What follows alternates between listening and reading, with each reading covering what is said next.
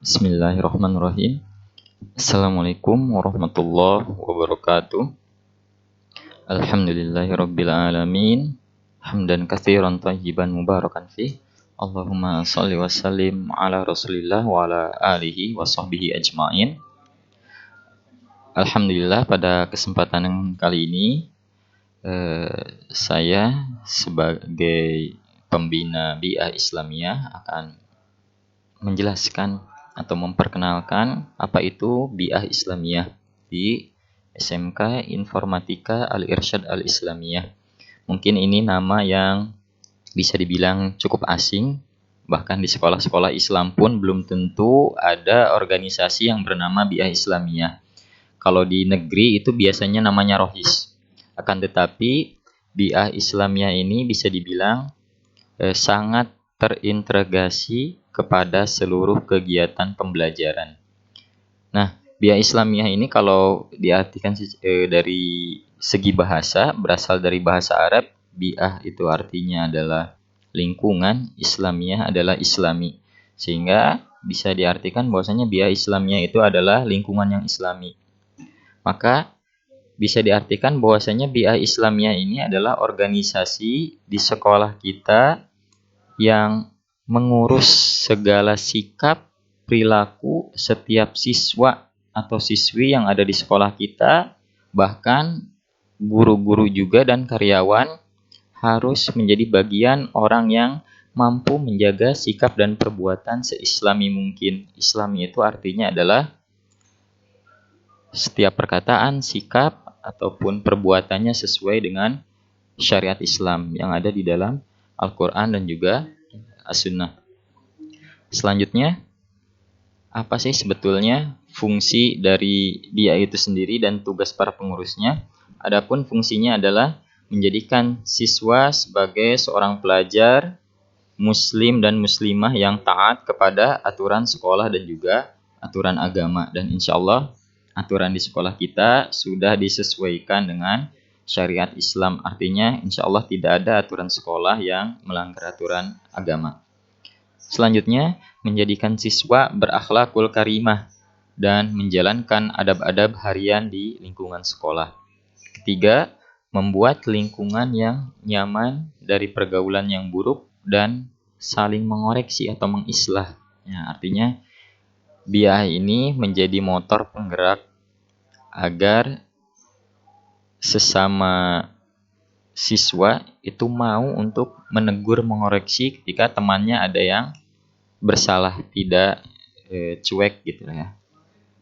Selanjutnya tugas para pengurusnya, nanti pengurusnya ini dari siswa-siswi kelas 10 dan juga kelas 11 ya. Yang biasanya nanti ketua Bi'ah Islamiyah ini dari kelas 11, diambil dari kelas 11. Nah, tugas para pengurusnya adalah pertama memberikan qudwah hasanah.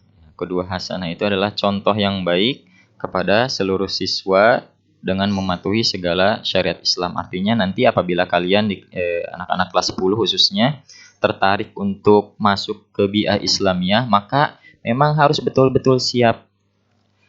Untuk betul-betul siap mampu menjadi role model, mencontohkan atau menjadi orang yang terdepan untuk mengamalkan syariat Islam, adab-adab harian di sekolah sehingga bisa dicontoh oleh murid-murid lainnya. Nah, silakan apabila ada yang tertarik nanti boleh masuk ke kepengurusan Bi'ah Islamiyah ya, dari kalian anak-anak kelas 10 baik RPL, TKJ dan juga MM. Yang kedua, menjadi siswa yang terdepan dalam mencontohkan ibadah dan adab-adab harian di sekolah yang tadi disebutkan.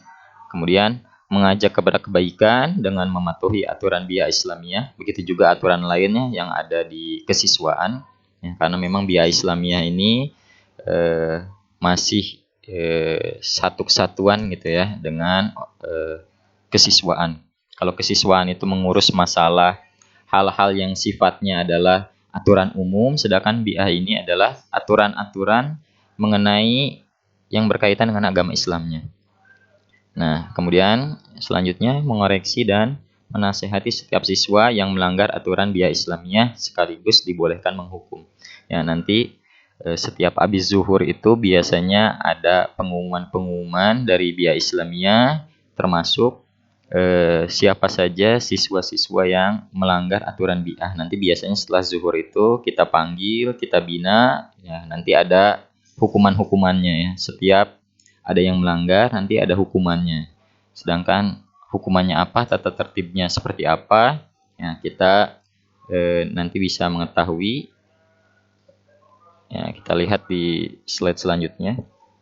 Ya, adab-adab harian itu ya ada adab harian di masjid. Ya, nanti ada adab harian di kantin, di sekolah, adab-adab berpakaian. Secara garis besar, adab di masjid itu mengenai segala adab-adab atau aturan syariat Islam ketika mau mengerjakan ibadah. Ya, kalau di masjid kita biasa sholat berjamaah zuhur dan juga asar. Nah, ini adab-adabnya harus dijaga ya. Jadi diwajibkan kepada kalian siswa-siswi ini untuk sholat berjamaah. Yang siswa nanti sholat berjamaah di masjid.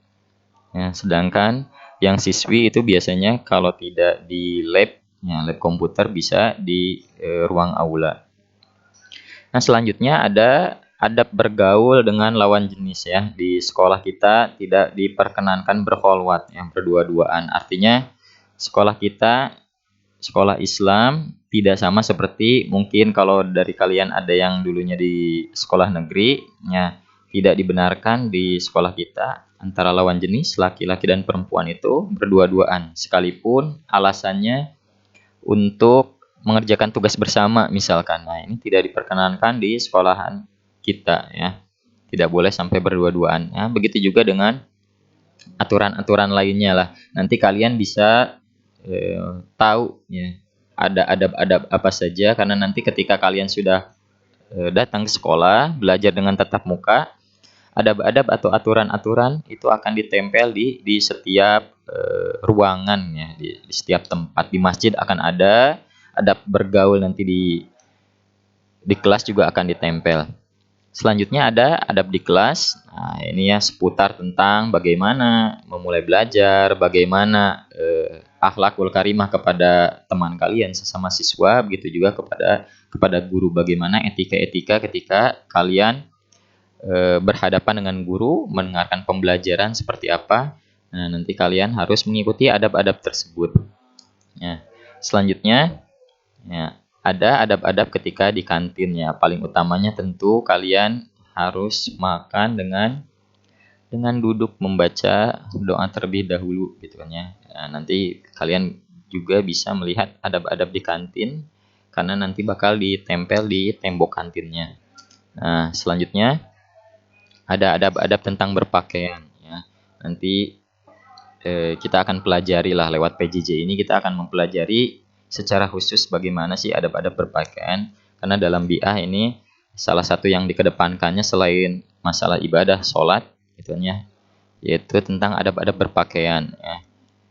Karena standar berpakaian di sekolah kita gitu ya tidak sama seperti sekolah-sekolah lainnya gitu ya. Kita akan menyesuaikan dengan bagaimana syarat-syarat atau kriteria berpakaian syar'i. Panjangnya harus gimana, tebal kainnya harus seperti apa, gitu kan ya. Apa saja yang harus diperhatikan dari ciri khas cara berpakaian seorang muslimah, begitu juga seorang muslim, gitu kan ya.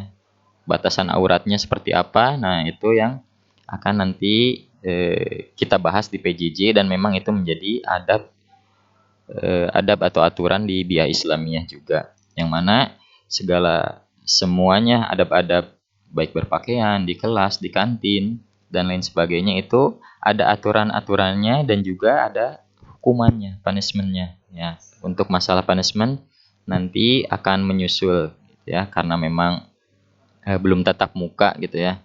Tidak ada hukuman yang bisa diberikan karena tidak lihat langsung ya. Bapak nggak tahu bagaimana berpakaian kalian, bagaimana adab-adab kalian ketika di kantin, segala macam itu belum terlihat secara jelas ya, maka nanti menyusul ya.